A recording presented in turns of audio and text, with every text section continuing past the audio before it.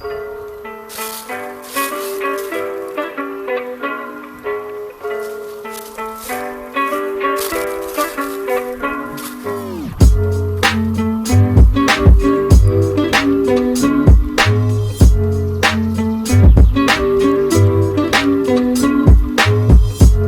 what's up guys? It's Frederick, and I wanted to make a quick video talking about how you can do Kaka Kriya and all the Isha practices in the airport.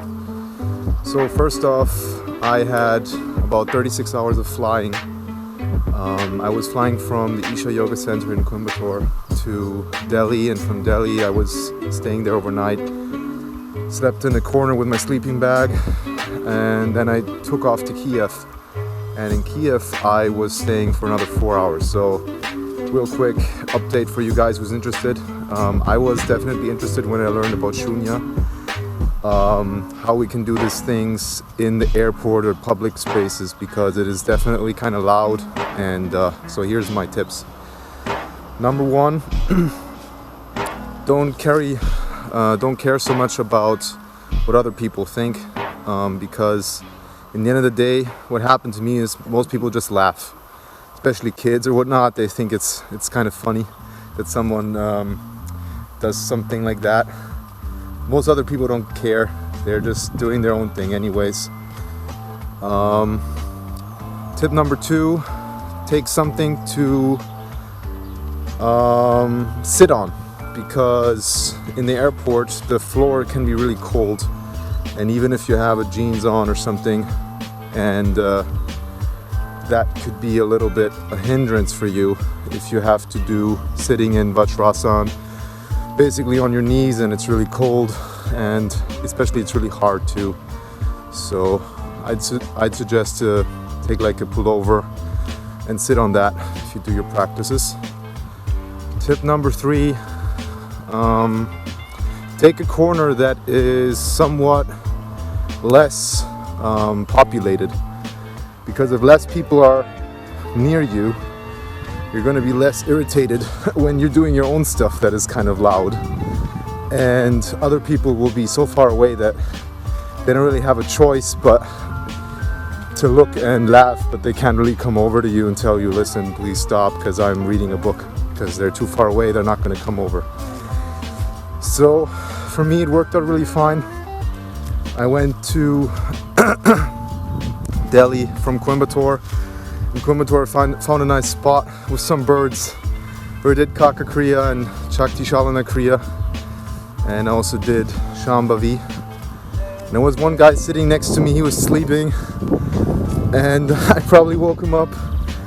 But yeah, what to do? I mean, there was really just really small space there. And luckily there was this little pocket in the main area where I could just do my stuff. And I'll post a picture right now where you're gonna see where I was sitting with some birds. I think it's kind of funny.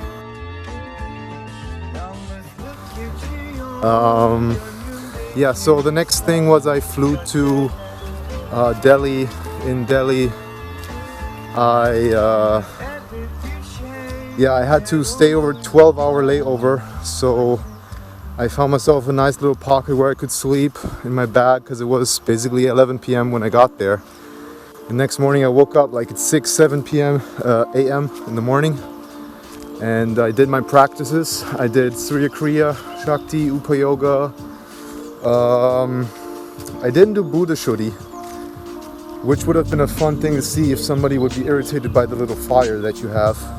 But I didn't have my stuff with me. It was already somewhere packed in my bag, so I didn't want to get it out. Then I did Shakti Shalana, and it was pretty much very close to a lot of people, because people were everywhere in the Delhi airport, in the terminal. There was really no quiet space or whatever. But I found a little spot where it was pretty much by the walls at the end, where there was a little plant, kind of protected me from both sides, left and right. And I used that spot to just give me a little bit of isolation, at least a little perceived isolation. It wasn't in the middle of nowhere, it was at least next to some plants. And yeah, that's what I did. Did everything, was fine. Some people left. But in India, I thought, okay, people know this stuff. But what about Russia? What about Kiev? Okay, it's Ukraine, but it's the same, right? So I had a 4-hour layover in Ukraine. I met a cool person there. I hanged out with her for 3 hours or so. Then she had to fly off to Paris. And then I had about 1 hour left. So I already did most of my practices in the morning. So I just had to do Chakti Shalana again because of my mandala. I just did finish Shoonya about a week or two ago. And yeah, I did it also next to some people. And man, that was a little wild, I thought, because I was seeing the security. I didn't open my eyes, but before I started, there was a lot of security there with guns and all. And when I did it, I found myself a little pocket, which was like next to some sort of security entrance or so. But I figured there's nobody gonna come through there right now. I hope so. Or if they did, I wouldn't really care that much. So I just did it, and it was really loud. My Kakakriya was so loud, and it was like a long hall, so I think everybody could hear it. But I don't know why, but I mean, people just always laugh, but that's it. So I think that's pretty good news for us all. And yeah, coming back to Frankfurt, one more thing. They have sometimes a yoga room in the airport. So in Frankfurt, they actually have a yoga room. I saw it when I went out of the airport. So I can't really talk about how it is in the departures place because it was in the arrivals place, but I suppose they're going to have it either way, probably both terminals. So just ask for the yoga room to some security guy. If you're at a pretty modern airport, they might even have one. So guys, that's it. Here was my 3 tips. Just repeat real quick. Find a quiet spot. Take a pullover or something, like a little cushion maybe, or like a little blanket.